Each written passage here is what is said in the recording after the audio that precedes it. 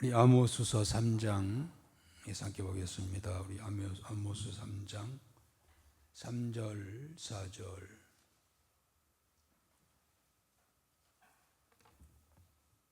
3절과 4절 우리 두 절을 함께 읽겠습니다.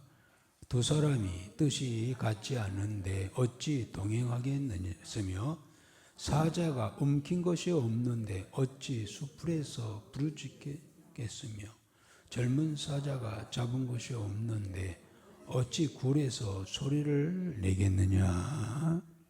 아멘. 네. 많이 추우셨죠 갑자기? 저 서울 중부지방에는 거의 100년 만에 첫눈이 이렇게 많이 기록하기는 처음이라고 합니다. 오늘도 우리 광주 좀 낮에 눈발이 날렸죠. 이제 아마 추워질 겁니다. 추워야겠죠. 그래야 겨울이죠. 자, 이 추위 우리 잘 이겨내기를 바라고요. 우리 오늘 오신 분들 여러분들과 함께 인사 나눕시다. 잘 오셨습니다. 반갑습니다.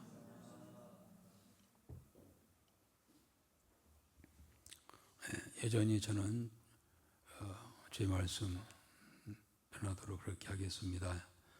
아모스 3장이죠. 오늘 아모스 3장. 아모스 선지자가 아모스서에서 이 설교에 세 편이 들어있어요. 우리 앞전에 어디였습니까? 요엘서 앞에 호세아서에서도 호세아 선지자의 설교로 구성되어 있죠. 호세아서가 9편의 설교로 구성되었듯이 이 아모스서도 아모스 선지자의 3편의 설교, 물론 이제 장수로는 9장이 되겠습니다만은 3편의 설교로 되어 있는데요. 그게 오늘 이제 3장부터 아모스의 그 시대에 떠나가 이 시대에 향하여 하나님 말씀을 전하는 설교의 말씀이 기록이 되어 있죠. 그 전에 우리 1장에서는 그렇다면 1장, 2장은 어떤 장이었습니까? 1장에서는 아모스가 선지자가 이 1장에서는 5개 나라, 이 다메섹, 지금 시리아죠. 중동의 시리아, 블레셋, 지금 팔레스타인이죠. 두로, 레바논이라고 하겠습니다. 에돔과 암몬은 지금 요르단이라는 현대 국가이죠. 이들에 대한 심판을 선포했고요. 이들의 특징은 뭐였습니까? 자체적인 제약도 있지만은 이스라엘 백성, 하나님 택한 백성들을 역사 속에 얼마나 많이 괴롭혔습니까? 그때마다 좀 백성들이 울부짖고 선지자들이 하나님이여 신원하여 주옵소서 하고 막 이렇게 부르짖는 대목들이 많이 나왔죠. 얼마나 참 역사 속에 많이 괴롭혔던 그런 나라들이었습니다. 또 2장에서도 이제 이어서 그 모압도 지금 요르단, 모압, 암몬, 에돔 이런 나라들은 지금 요르단으로 이렇게 하나가 되었죠. 길게 쭉 이제 그 나라 지역적으로 쭉에서부터 요르단이 다 이제 현대 나라로 되었습니다만, 아무튼 2장에서는 이 모압 그리고 유다, 남유다 포함되어 있죠. 그리고 초점이 어느 나라일까요? 어딜까요? 초점이 북이스라엘. 아모스는 남쪽 출신이었으면서 북이스라엘에 가가지고 이게 사역을 했던 그러한 선지자였음을 말씀을 드렸습니다. 아무튼 아모스는 북이스라엘 나라에 초점을 맞추고 있습니다. 그래서 이 장에서는 이 세 나라에 대한 하나님의 그러한 이 경고 또 심판의 예언을 하고 있죠. 결국 이제 이스라엘에 대한 아까 아모스는 이스라엘 선지자 이스라엘에 초점을 맞추고 있다고 했는데요. 결국 아모스가 이렇게 예언을 한 후 약 50년 후에 이게 BC 722년이죠. 그대로 아모스가 예언했던 그대로 이행이 됐죠. 722년 아수르가 남유다를 공격해서 이제 점령함으로 인하여 가지고 완전히 아모스의 그 예언이 그대로 이루어지는 그러한 역사를 우리가 볼 수가 있는데요. 자, 그렇게 해서 1장, 2장은 이미 이제 그 예언했던 내용들이죠. 심판에 예언했던 내용들이죠. 그러면은 3장부터는 이제 3장부터는 왜 그렇게 됐느냐, 왜 그럴 수밖에 없느냐, 왜 하나님께서 그렇게 심판할 수밖에 없었느냐에 대한 이유에 대한 그러니 그럴 수밖에 없었다라고 하는 이야기를 하고 있어요. 많은 경우 사람들이 어떻게 그렇게 하나님 백성을 나라를 그렇게 처참하게 이렇게 집밥도록 놔두셨을까, 하나님께서 택한 백성들을 뭐 이렇게 생각을 많이 하죠. 거기에 대한 이제 아모스의 대답이죠. 아모스를 통하여 하나님의 대답이죠. 이러니 내가 그냥 둘 수 있었겠느냐라고 하는 그런 결과에 대한 원인을 쭉 이야기를 하시죠. 그 이야기가 이제 3장부터 6장 뭐 이렇게 나오는데요. 오늘 3장 그 안에 이제 첫 번째 설교라고 할 수 있어요. 이 3장에서는 또 3장에서도 이제 한 세 가지로 좀 이렇게 내용을 나눌 수가 있는데요. 세 가지 정도. 그래서 8절까지는 이스라엘 백성들을 향하여 그 이야기를 하고 있습니다.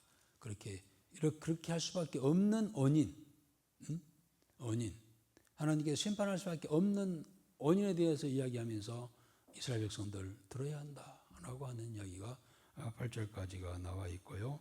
그리고 하다못해 이제 답답해서 저 이방인들을 불러요. 이방인들아 들어봐라.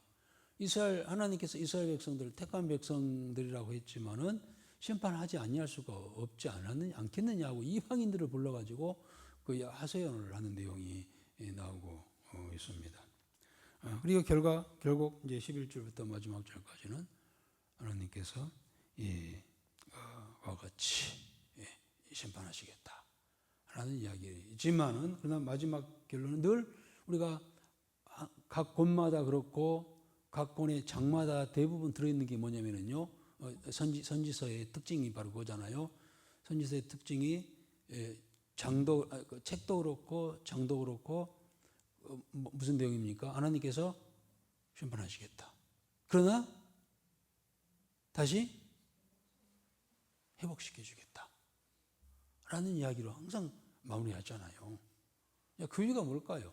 친자식이라는 거지. 친자식이 마을을 안 들어서 매를 하나 드렸지만은 다시 내가 안아주겠다. 이 친자식이 나머지 자식은 때리고 마라. 그 하나님의 사랑이 담겨져 있지요. 그래서 오늘 3장에서도 하나님께서 그러니 이렇게 내가 매를 들지 않을 수가 없지만 그러나 그 중에 소수를 내가 남겨주겠다라는 이야기로 이제 오늘 3장도 마치고 있죠. 이런 내용입니다. 자, 그러면 좀 안에 좀 들어가서 봅시다. 아까 첫 부분이 어떤 내용이라고 했죠? 1절부터 8절까지가? 그렇습니다. 하나님께서 아모스를 통하여서 심판을 예언했는데 항의할 수도 있어요. 왜 그렇습니까? 하나님, 왜 우리를 불러가지고 자녀 삼아가지고 왜 우리를 또 이렇게 징계하십니까? 치십니까? 라고 항의할 수도 있어. 거기에 대한 아모스를 통하여서 주시는 이 말씀이죠. 그래서 들어봐라. 이스라엘아 들어봐라. 너희들이 이렇게 했지 않았느냐 라는 이야기죠. 일단 1절 2절 한번 읽어보겠습니다. 이스라엘 자손들아 여호와께서 너희에 대하여 이르시는 이 말씀을 들으라. 애굽 땅에서 인도하여 올리실 모든 족속에 대하여 이르시기를 내가 땅의 모든 족속 가운데 너희만을 알았나니 그러므로 내가 너희 모든 죄악을 너희에게 보응하리라 하셨나니. 그렇습니다. 일단은 뭐라 했죠? 누구한테 들으라고요? 이스라엘 이 백성들아, 이 어리석은 백성들아 들어봐라. 내가 애굽 땅에서 인도하여 올리신 모든 족속에 대하여 이르시기를 내가 땅의 모든 족속 가운데 너희만을 알았나니 이 말이 중요한 거예요. 내가 땅의 모든 족속 가운데 너희만을 알았나니. 이게 무슨 말일까요? 이게 한번 해석해 봅시다, 여러분들이 한번. 네. 아니, 안타까워서 막 속상해서 하신 말씀이에요. 무슨 말씀이라고요? 내가 땅의 모든 족속 가운데 너희만을 알았는데 말이야. 이거인데 그게 무슨 말이죠? 네. 그리고 많은 주변에 이 민족들이 있지만은 내가 특별히 너희들을 택한 거 아니냐? 택해가지고 뭐 했습니까? 택해가지고 약속을 했어요. 약속. 언약, 약속을 했어요. 무슨 약속? 누구를 통해서? 모세를 통하여서 약속했어. 언약, 율법을 주었어요. 율법의 전체적인 내용이 뭘까요? 한마디로 말한다면 이렇게 살면 안 된다고. 그래. 이렇게 하면 살면 안 돼. 그 전에 앞에 이렇게 살면 내가 너에게 복을 주겠다. 특히 신명기서에서 그 이야기잖아요. 들어가도 복을 받고 나가도 복을 받고, 떡 반죽 그릇에 축복하고, 너희 자녀들이 머리가 될지는 꼬리가 되지 않게 하고, 얼마나 구구절절히 내가 이 말씀을 이대로 듣고 살면은 내가 이렇게 하겠다. 그런데 만약에 그렇게 안 하면 거기에 대한 징계와 벌이 막 있잖아요. 그럼 그렇게 할 거냐 말 거냐 하고 물어봤어. 할 사람 흔드니까 딱 눈치 보더니 누가 하나 흔드니까 쪼여쪼여 다 손들었어. 백성들이 다 아멘했어. 아멘. 그 약속을 체결했단 말이죠. 잘하면은 이 말씀대로 따르면 내가 너에게 복을 주겠고, 그렇지 아니하면 거기에 따른 징계가 있다. 구구절절 다 이야기해놨잖아요. 다 기록해놨잖아요. 이렇게 한 이유가 뭘까요? 하나님께서 특별히 그들만 사랑해서 그것도 있지만은 이들을 통하여서 하나님이 살아계심을 알게 하기 위해서요. 샘플로 그들을 택하였어. 특별히. 샘플이라고 하는 것은 다가 아니잖아요. 무리 중에 하나잖아요.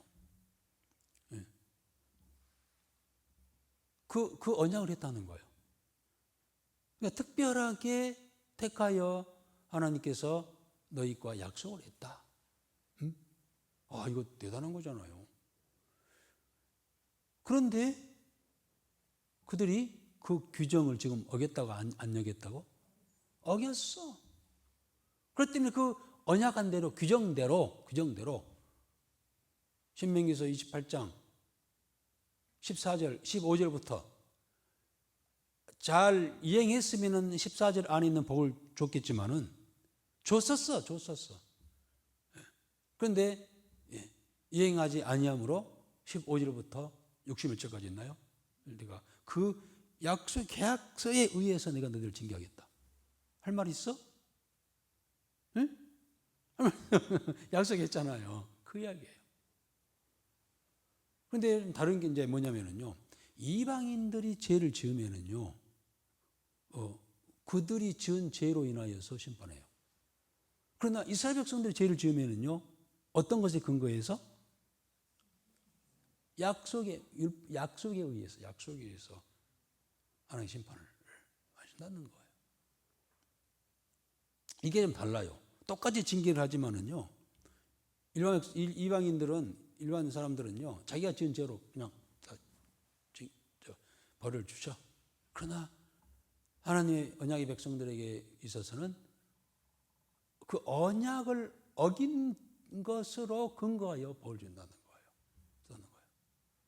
그들이 잘하면은 아까 말씀드린 신명기 28장까지의 그 복을 그렇게 주어서 한때 가나안 땅에 들어가서 그렇게 말씀을 지켰잖아요. 신신당부해서 얼마간은 그렇게 살았잖아요. 그러니 얼마나 하나님께서 풍성한 은혜를 주셨습니까? 여러분, 반드시요, 하나님 약속은요, 우리가 제대로 예수를 바로 믿으면 말씀대로 살아가면 반드시 이 땅에서도 복을 주시는 줄 믿습니다. 그 역사가 이야기해 주고 있잖아요. 유럽은 유럽이 지금 우리가 생각할 때 뭐 잘 살고 부자 나라라고 생각하지만 원래 그렇지 않아요. 그저 정말 가난하고 해적들, 산적들 그런 사람들이에요. 야만인들이에요. 특히 영국 같은 경우도 바이킹족들이잖아요. 뭐 포르투갈 뭐 그쪽 다 아주 야만족들이에요, 사실은. 그런데 그들이 복음을 받아들여 가지고요, 참 말씀대로 살려고 하니까 뭐였나요? 하나님께서요, 복을 주셨어. 그래서 물질에 풍성함을 얻고요, 풍요로운 그런 삶을 나라가 되었던 것이죠. 그런데 그렇게 풍요롭게 살았으면 늘 감사하고 하나님 더 잘 섬기고 해야 할 텐데 어떠나요? 갈수록 그렇지 않는 거야. 좀 이스라엘 그냥 딱 그거예요. 처음에는 잘 해서 하나님 약속의 복을 받아 누리며 살았는데 이 갈수록 형편없는 하나님의 말씀을 파기할 뿐만 아니라 오히려 하나님께 싫어하는 그런 제약들을, 우상을 섬기고, 이제 나중에 제약들이 구체적으로 나옵니다. 이제 제약들이 다시 열거가 됩니다만은 그러한 것을 죄를 지으니 하나님께서 보고 있을 수 없다 이거예요. 그 이야기죠. 오늘 우리 개인도 마찬가지. 우리 개인도요. 처음에 우리가 신앙생활하고 예수 믿고 신앙생활하면 할 때요, 열심히 뜨거운 첫사랑이죠. 가지고 열심히 해요. 그러면 하나님께서 가정에, 가족들에게, 자녀들에게 또 그 산업에 복을 주셔요. 그런데 이상하게 날이 갈수록 세월이 가서 예를 들어서 뭐 평신도일 때는 진짜 막 뜨겁게 막 열심히 하잖아요. 그래서 권찰도 주고 또 집사직분도 줘서 더 열심히 하라고 집사직분 주는데 집사직분 줄 때까지만 더 잘해요. 아주. 그런데 이제 좀 더 나와가지고 권사님들한테 내가 욕한 것 같아서 좀 죄송합니다만은 다 그런 것은 아니고 어떻게 신앙생활이 가면 갈수록 더 아름답고 더 복되고 덕되고 번이 되고 해야 되는데 이상히 그렇지 않아. 이스라엘 백성들 그러잖아요. 처음에는 얼마나 뜨겁게 주를 섬겼어요. 그런데 갈수록 난장판이야. 오늘 개인들도 가만히 보면 그래요. 첫 은혜 받고 첫 믿음 가지고 은혜 받고 할 때 얼마나 뜨거운지 몰라요. 그러면 하나님께서 막 은혜와 복을 막 주셔. 그런데 그것을 받는 것도 중요하는데 그것을 유지하는 게 중요해요. 은혜를 유지하는 게 더 중요해요, 여러분.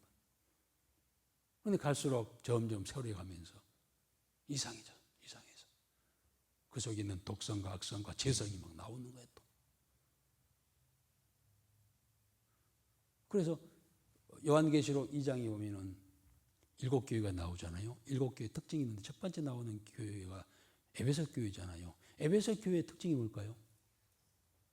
에베소 교회의 특징이 진짜 주께로부터 칭찬을 많이 받았어요.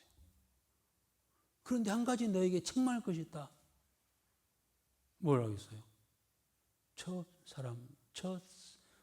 열심 처음 사랑을 버렸다. 그리고 책망합니다. 다시 회복하여 처음 행위를 가지라. 라고 그렇게 한번 읽고 넘어갈까요? 중요한 이야기죠. 에베소서 2장 4절 5절 한번 읽어봅시다.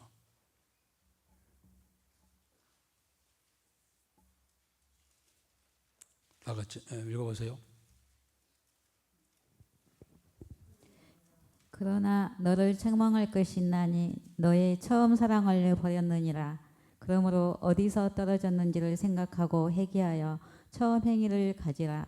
만일 그래야지 아니하고 회개하지 아니하면 내가 내게 가서 내 촛대를 그 자리에서 옮기리라. 촛대를 옮기리라.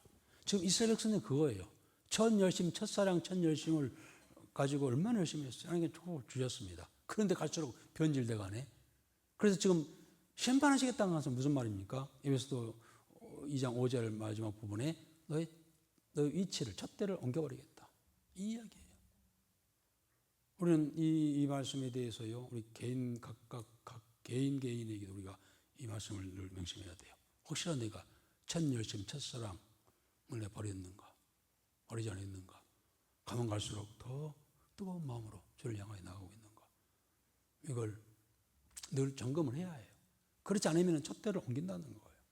지금 이스라엘 백성이 딱 그겁니다. 자, 그래서 이제 또 그래도 항의를 해. 뭐 우리가 언제 그랬습니까? 뭐 어쩌죠? 뭐 또 이유를 달고 막 또 항의를 해. 거기에 대해서 하나님께서는 3절부터 6절까지 비유로 이야기를 하십니다. 곧 결과라고 하는 것은 반드시 원인이 있다. 곧 너희들이 그렇게 되는 것은 그렇기 때문이다라는 이야기를 비유로 말씀을 하시죠. 한 7가지 이야기를 비유를 말씀하시죠. 한번 읽어볼까요? 천천히 3절부터. 두 사람의 뜻이 같지 않은데 어찌 동행하겠으며. 첫 번째요. 두 사람이 가는데 마음이 안 맞는 사람이 두 사람이 계속 갈 수 있겠어요? 그렇지 않아요. 분명히 한 사람이 틀어졌으니까 동행을 못하는 이야기예요. 헤어지는 것은 분명 원인이 있다는 거죠. 두 번째요. 사자가 엉킨 것이 없는데 어찌 수풀에서 부르짖겠으며. 그렇습니다. 사자가 숯불에서 부르짖죠. 그냥 가만히 있다가 부르짖어요? 뭘 보고 부르짖을까요? 먹이를 보고. 먹이 없는데 부르짖는 경우 봤나? 이거예요. 반드시 사자가 부르짖는 것도 원인이 있다. 그리고 계속해서요. 젊은 사자가 잡은 것이 없는데 어찌 굴에서 소리를 내겠느냐. 같은 이야기고요. 5절. 덫을 땅에 놓지 않았는데 새가 어찌 거기 치겠으며. 그래, 덫이 없는데 새가 치우는 경우가 있어? 원인이 없는데 결과가 있을 수가 있어? 계속해서요. 잡힌 것이 없는데 덫이 어찌 땅에서 튀겠느냐. 계속. 성읍에서 나팔이 울리는데 백성이 어찌 두려워하지 아니하겠으며. 여호와의 행하심이 없는데 재앙이 어찌 성읍에 임하겠느냐. 그래요. 7가지 비유를 하면서 묻지요. 여호와께서 행하심이 없는데 재앙이 어찌 성읍에 임하겠느냐 라고 마무리 지었습니다마는, 하나님께서 이 재앙을 행하셨기 때문에 재앙이 있지 않느냐 하고 이스라엘 백성들이 하나님의 그러한 심판을 받을 수밖에 없는 이유, 괜히 하나님께서 그러시겠느냐 라는 이야기를 이렇게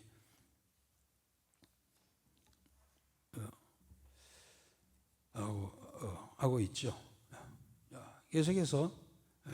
계속해서 그러니 7절 한번 읽어봅시다. 7절 8절. 주 여호와께서는 자기의 비밀을 그종 선지자들에게 보이지 아니하시고는 결코 행하심이 없으시리라. 사자가 부르짖은즉 누가 두려워하지 아니하겠느냐. 주 여호와께서 말씀하신즉 누가 예언하지 아니하겠느냐. 그렇습니다. 하나님께서는 반드시 행동을 하실 때, 축복을 하시거나 또 심판을 하실 때 반드시 먼저 사전에 말씀하신다는 거예요. 느닷없이 그렇게 하시지 않는다는 거예요. 반드시 먼저 징조를 주신다는 겁니다. 말세도 마찬가지죠. 예수님 재림도 마찬가지죠. 그냥 어느 날 갑자기 오신 것이 아니라 앞에 수많은 징조가 있다는 거예요. 예고편이 있다는 거예요. 예고를 하신다는 거예요. 그러듯이 지금 수많은 선지자를 통하여서 이야기를 했잖아요. 하고 해왔잖아요. 하나님께서는 자기 비밀, 이 사실을 종 선지자들에게 보이지 않고는 행하심이 결코 아니다 라고 말씀하시죠. 느닷없이 이렇게 하는 게 아니야. 분명히 이야기를 했어.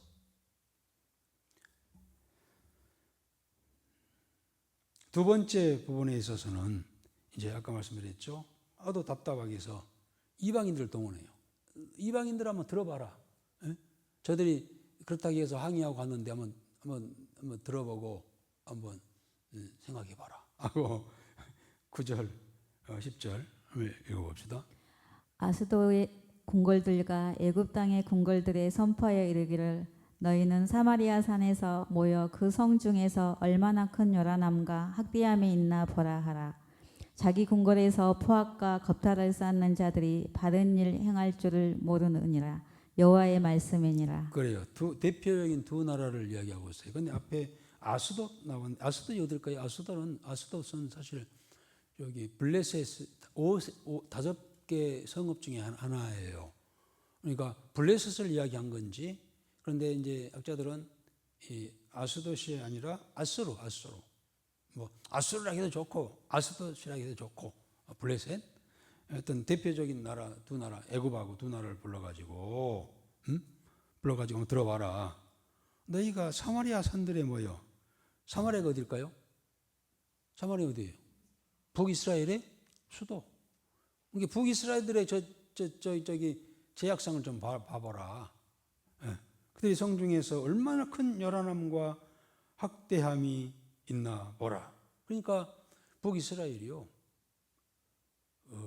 아주 완전히 이 무질서와 또 백성들에게 대한 학대가 있었어요. 우리가 그 과거에 에레미야나 에스겔이나 이런 선지자를 통하여서 이사야 선지자를 통하여서 이 말씀하실 때 누굽니까? 누구에 대해서 먼저는 지도자들이었어요. 지도자들. 정치적인 지도자, 종교적인 지도자들. 그러니까 특히 정치적인 지도자들은 그들은 이 백성들을 연약한 자들을 학대하는 일들을 행하였음을 고발하고 지적을 했죠. 그러니까 지금 북이스라엘도 겉으로는 이 아모스 시대의 가장 아주 풍요로운 시대였단 말이죠. 여로보암 2세 때 가장 경제적으로도 부흥되고 군사적으로도 아주 강한 뭐 겉으로 보기에는 아주 뭐가 경제가 돌아가고 잘 되어가고 있는 것 같았지만은 사실 안에 들어가 보면은 다 썩어 있었다. 지도자들이 썩어 있었다. 백성들을 학대하고 무질서하고 위법을 행하고 그것을 좀 보아라. 그리고 10절에는 자기 궁궐에서 포학과 겁탈을 쌓는 자들이 바른 일 행할 줄 모르느니라. 그렇습니다. 그들의 이제 왕족들, 궁궐에서의 아주 최고의 권력자들이 포악과 착취, 불의한 악행을 그렇게 한 것을 봐라. 라고 이 이방인들을 갖다가 아수로하고 물론 이 아수도 블레셋을 불러가지고 애굽을 불러가지고 그렇게 이야기하고 있습니다. 이것은 사실 이 당시에 이스라엘이 에레미야 그랬죠. 에레미야가 하나님께서 이스라엘 백성들을 정말 친히 택하여 부르셨으나 그들의 제약은 저 이방인들만도 못하고 더 했으면 더 했지 라는 이야기를 가끔 했잖아요. 더해, 더 악하게 행동해. 이방인들보다. 그러니 하나님께서 그것을 보고만 계실 수 없다고 하는 것이죠. 자, 그래서 하다못해 이 이방인들을 불러가지고 하나님께서는 증인으로 세우는 거예요. 내가 앞으로 이스라엘을 징계할 텐데 그때 저희들이 막 항의하고 할 때 너희들이 증인 좀 되어달라. 뭐 그런 의도. 뭐 그걸 함께 정말 봤습니다만은 하도 답답하니까 하나님께서 답답하니까 하시는 말씀입니다. 그래서 이제 결국 11절부터 마지막 절까지는 하나님께서 결국 사자처럼 이스라엘을 심판하시겠다는 말씀을 그렇게 하시죠. 우리 11절, 12절까지 읽어보겠습니다. 그러므로 주 여호와께서 이와 같이 말씀하시되 이 땅 사면에 대적이 있어 내 힘을 세하게 하며 내 궁궐을 약탈하리라. 여호와께서 이와 같이 말씀하시되 목자가 사자 입에서 양의 두 다리나 귀 조각을 건져냄과 같이 사마리아에서 침상 모서리에 걸상의 방석에 앉은 이스라엘 자손도 건져냄을 입으리라. 그렇습니다. 하나님께서 앞으로 이 땅이 그 땅에 어떤 땅? 이스라엘. 사면에 대적이 있어. 내 힘을 세하게 하며 내 궁궐을 약탈하리라. 누구죠? 대적이? 아수로. 근데 결국 아까 말씀드린 것처럼 아모스가 이 예언을 하고 50년, 약 50년 후인 722년에 아수르의 살마네셀 5세가 북이스라엘 사마리아 성을 쳐들어 오지요.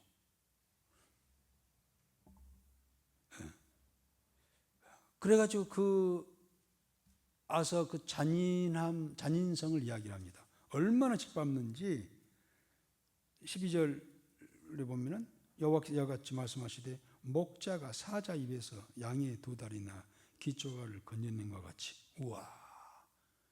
목동이 양을 이제 들판에서 양을 키우는데요. 사자가 가지고 양 한 마리를 잡아가 버리네. 쫓아가가지고 다윗도 사자 입을 막 찢고 막 그러잖아요. 예. 가서 사자를 잡아가지고 이제 보니까 입속에 뭐가 있어요? 다 소화돼 버리고 뭐만 남아서 양의 두 다리하고 기조각 몇 개 건져내서. 그러니까 사자가 이 잡아가지고 얼마나 아주 악랄하게 먹었는지 겨우 두 다리하고 기 정도 남았다는 거예요. 그러듯이 사마리아가 그렇게 절제하게 심판이 될 것이라는 겁니다. 사실 그랬어요. 사마리아가 북이스라엘이 722년에 완전히 망했잖아요. 그래가지고 다 흩어져 버리고 있는 자들은 다 혼혈화가 돼가지고 완전히 민족성, 정체성, 또 믿음 다 잊어버리고 진짜 완전히 역사 속에 사라져버리는 것처럼 보였죠. 그러나 뭐라겠나요? 그 후에 사마리아에서 참상 모서리에나 걸상의 방석에 앉은 이스라엘 자손도 건져냄을 이루리라. 이 말씀은 좀 어렵게 했습니다만은 그러나 그런 중에도 몇 극소수가 살아남을 것이다. 살아남다보다도 그 중에서도 몇 무리가 남은 자가 있으리라. 그러니까 완전히 하나님께서 소멸시키지는 아니하신다고 하는 그런 의미죠. 그래서 나중에 이제 그렇게 하다가 결국 어떻게 됐나요? 예수님께서 오심으로 인하여서 사마리아 성이 있는 빌립이, 우리가 요즘에 새벽기도 사도행전 하잖아요. 빌립이 성령 받고 가장 먼저 갔던 도시가 어디죠? 사마리아 성에 들어갔잖아요. 사마리아는요, 지도에 보면은 이스라엘 나라의 딱 중간에 있어요. 우리나라 같으면은 서울하고 이제 강주하고 사이라고 했을 때 중간이 어디죠? 대전 정도에 위치해 있어요. 사마리아가. 그럼 우리는 강주에서 서울 가려면은 반드시 경부선 타고 호남선 타다가 경부선 타고 반드시 가면은 가깝잖아요. 그런데 그 대전 사람들이 아주 못됐어. 그래서 그들을 안 만나려고 뺑 돌아자. 저 사이 한쪽 잘 돌아간다든지, 저 강원도 쪽으로 돌아간다든지 이렇게 다닌단 말이죠. 예루살렘에서 갈릴리 갈 때도 사람들이 반드시 오면 가까운데 사마리아 안 들어가려고 혹시 그 사람들 더러운 사람들 만날까봐 뺑 돌아서 이렇게 내려오잖아요. 그만큼 이 유대인들인 사마리아인들을 갖다가 완전히, 사마리아 분명히 이스라엘 민족인데 그들을 상정하지 않는 그런 위치가 됐잖아요. 그런데 예수님께서 뭐라 했나요? 너희가 오직 성령이 너희에게 임하시면 너희가 권능을 받고 유대와 예루살렘과 유대와 그리고 사마리아 땅 끝까지 사마리아. 예수님께서 반드시 사마리아를 말씀해 주셨어요. 유대인들은 사마리아 사람들 거지 같다고 저들은 멸망받을 저주의 자식들이라고 그렇게 해설지 모르지만 원수들이에요, 원수들. 유대인들에게 있어서 역사 속에 이 사마리아인들은 원수였어. 그래서 상종도 안 하려고 했어요. 그런데 예수님께서 거기다가 사마리아와 이렇게 써놨어요. 그래서 빌립이 그 말씀에 순종해서 사마리아 성에 들어갔잖아요. 그럼 사마리아는 완전히 복음의 그 사막으로 생각을 했지만은 거기에 누가 있었나요? 아니요. 성경에서 한 여인, 정말 애타게 메시아를 기다리고 있는 한 여인이 있었고요. 그가 예수님을 발견하자 메시아를 만났다고 막 동네방네에 막 가서 막 전도하잖아요. 그런 의로운 자들이 있었어요. 그리고 예수님께서 비유를 하시잖아요. 한 사람이 강도를 만났어. 거반 죽게 되었네. 그런데 거기에 누가 지나갔나요? 유대인이 지나가고 제사장이 지나갔어. 그런데 그들은 피해갔어. 그런데 한 사람이 와가지고 극진히 그를 돌봐주고 그를 살려주었어. 그게 누구였나요? 사마리아 사람이었어요.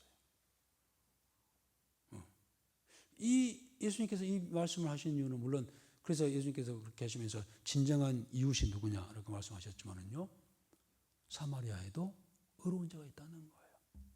722년에 완전히 사자입을 찢어보니까 겨우 다리하고 기 정도 나올 정도로 완전히 다 망가져서 없어진 줄 알았더니 의로운 자가 있었어. 남아있었어. 왜 하는 약속이잖아요. 그런데 약속 남은 자가 극소에 남은 자가 있으라는 약속도 이렇게 하십니다. 그래서 하나님께서 그 심판의 의도가 그거잖아요. 그들을 잘 멸절시키는 것이 아니라 온전케 하시기 위한 것이잖아요. 우리를 때로는 책망도 하시고 때로는 이 실패도 하게 하시고 고난도 주시고 고통도 주셔요. 그것은 고통 주고 고난 주시기 위해서요? 가난하게 하기 위해서요? 아니요. 성경에는 가난한 자가 없으라고 했는데 하나님께서는 절대 우리가 가난하게 살기를 원하지 않아요. 그런데 우리가 가난할 때가 있어요. 어려울 때가 있어요. 고난 고통 당할 때가 있어요. 그러나 그 고통 속에는 하나님이 놀라운 뜻이 있다고 하는 사실이에요. 아멘. 안 믿으시려면 말고 분명히 그래요. 이것을 받아들이지 못하면은요, 고통의 시간을 보낼 수밖에 없어요. 이것을 받아들이고 아멘. 그래요. 여기는 나는 알지 못하지만 하나님의 뜻이 있는 것을 내가 아나이다. 그때가 있으리라. 라고 나갈 때 자유함을 얻어요. 그런데 왜 나에게 이런 일이 어째서 이렇게 싸고 하면은요 점점 수렁에 빠져요. 여기는 하나님의 뜻이 있어. 고통에는 하나님의 뜻이 있다. 라고 인내하며 자리를 지키고 있는 곳에서 주의 나라가 그의 의를 구할 때 하나님께서는 그 고난을 향한 뜻을 말씀하시고 이루어 주시고 회복해 주실 줄 믿습니다. 아멘. 이 믿음이 있어야 해요. 이게 믿음이죠. 이게 없으면 믿음 생활 아니에요. 자기 생활이지. 자기 생활하다가 하니까는 막 고통스럽고 짜증나고 막 불만하고 막 낙심하고 막 완전히 자기 생활하니까 자기 생각으로 신앙생활. 신앙생활도 아니라니까. 자기 생활이지. 계속해서 이제 마지막 13절부터 마지막 절까지 그들의 죄악을 더 그렇게 할 수밖에 없는 이유 또 이야기를 하시죠. 읽어보겠습니다. 주 여호와 만군의 하나님의 말씀이니라. 너희는 듣고 야곱의 족속에게 증언하라. 내가 이스라엘의 모든 죄를 보응하는 날에 베델의 제산들을 벌하여 그 제단의 뿔들을 꺾어 땅에 떨어뜨리고 겨울공과 여름공을 치리니 상하공들이 파괴되며 큰 공들이 무너지리라. 여호와의 말씀이니라. 또 두 가지를 지적하고 있어요. 한 가지는 뭡니까? 이 우상숭배. 북이스라엘이 극도로 우상숭배. 물론 이제 이유는 남쪽에 내려와야 예루살렘이 있고 예루살렘에 가야 성전이 있는데 그거 못 가니까 딱 38점 끊어져가지고 못 가니까 자기들 나름대로 이제 단을 세우잖아요. 세운 것이 바로 단에다 세우고 베델에다 세워가지고. 그런데 그게 뭡니까? 십자가를 걸든지 하지 거기다가 금송아지를 만들어가지고 올려놨어. 그 우리 신이하고 성경이죠. 이건 아직 그 애굽에서나 했던 그러한 행동을 그대로 세상을 섬기는 그런 일을 했고, 두 번째는 이 뭡니까? 이 사치와 향락입니다. 겨울궁과 여름궁, 상하궁, 큰궁, 그들은요, 아주 수상궁, 여름에는 여름에 나는 가서 이제 지네들 여름궁이 있고, 또 더우면은 시원한 데 가가지고 이제 지내려고 궁 하나 지어놓고, 요즘은 별장이죠. 북한은 김일성 가보진 않았습니다만은 곳곳에 가장 경치 좋은 곳에 다 별장을 다 궁을 다 세워놨다 가지고, 우리나라도 마찬가지예요. 우리나라도 과거에 지금 저기 거제도에도 궁이 있고요. 청와대만 있는 궁이 아니고 거제도에도 궁이 있고, 이게 대통령들 휴가하면 다 그 구궁을 하잖아요. 그리고 얼마 전만 하더라도 어디죠? 충청북동인가? 청남대 해가지고 이렇게 호화롭게 사치스러운 그러한 세월. 근데 그렇게 그런 걸 지으려면 뭐가 필요하겠어요? 백성들의 땀 흘린 그러한 이 세금으로 이렇게 이루어지죠. 그러기 위해서 착취를 해야 되고, 그래서 아주 향락을 즐기고 사치를 행하는 그들 하나님께서 두지 않겠다는 거예요. 이러한 것들을 이제 조목조목 말씀하시면서 아모스를 통하여서 징계하지 않을 수 없다라고 말씀을 하십니다. 여러분, 그러나 아까 말씀드린 것처럼 이 하나님의 징계와 심판 속에는 뭐가 있다고요? 하나님의 사랑이 있어요. 이방인들은 그냥 그들이 지은 죄로 그냥 처벌하고 말아요. 그러나 이스라엘 백성들에게는요, 반드시 그것 플러스 약속을 파기한 죄를 물어서 그 약속한 대로, 언약한 대로 징계를 하시고 하십니다. 이게 뭘까요? 하나님의 사랑이죠. 그리고 다시 결국 꼭 말씀하신 게 뭡니까? 다시 남은 자, 돌아오게 하는 자, 돌아오는 자들을 꼭 말씀을 하시죠. 남은 자나 돌아온 자는 어떤 자들일까요? 재생, 새롭게 된 모습. 이제 그들을 통하여서 또 하나님의 역사를 이루어 나가시는 것을 볼 수가 있죠. 여러분, 우리가 때로는 우리가 완전하지는 못하잖아요. 실수도 할 수도 있고 잘못할 수도 있고, 말씀대로 우리가 늘 그 대표기도 시키면은 하나님 안주간도 말씀대로 살지 못하여 하면서 막 회개하잖아요. 그게 정직한 이 기도라고 할 수 있겠죠. 우리는 말씀대로 살려고 했지만 살지 못하고, 그러나 하나님께서 내가 말씀대로 살지 못하고 내가 있어야 할 곳에 있지 아니하고 가야 할 길을 가지 안 하고 오히려 제 약속에 빠져 있고 죄를 짓고 있는데도 하나님께서 가만히 보고 계시다 하면은 그건 사랑일까요, 아닐까요? 아니에요. 내가 잘못했을 때 뭔가 하나님께서 나에게 액션을 주셔야 되는 거예요.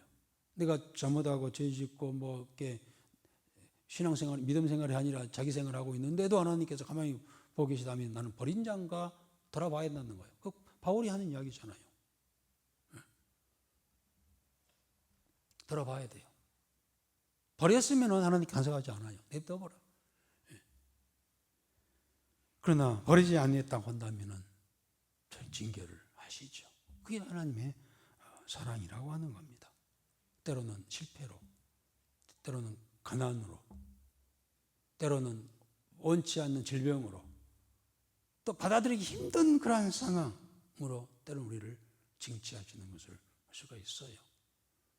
대부분 그것을 우리가 못 이기고 내 나만 나에게 어째서 하면서 마음을 못 잡잖아요. 그래서 점점 낙심하고 실망하고 막 그러잖아요. 그러나 거기는 아까 말씀드린 것처럼 정말 내가 하나님 택한 백성 자녀라고 한다면 내게 찾아오는 어떤 고난이 온다 할지라도 거기에는 반드시 하나님의 뜻이 있고 섭리가 있다고 하는 사실을 받아들일 수 있는 믿음이 우리에게 있어지기를 주의 이름으로 축복합니다. 아멘. 반드시 회복시킬 날이 있다고 하는 사실입니다. 이것이 하나님의 말씀 약속 아니겠습니까? 이 믿음을 가지고 살아가는 사람이 믿음의 사람입니다. 이 믿음이 우리 모두에게 있어지기를 주의 이름으로 기원합니다. 우리 찬송 한 장 드립시다.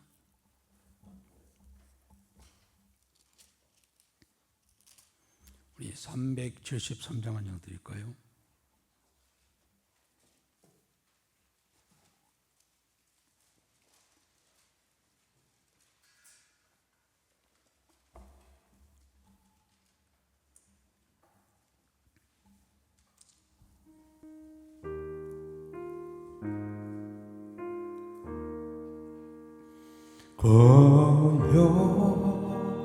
고요한 바다로 저 천국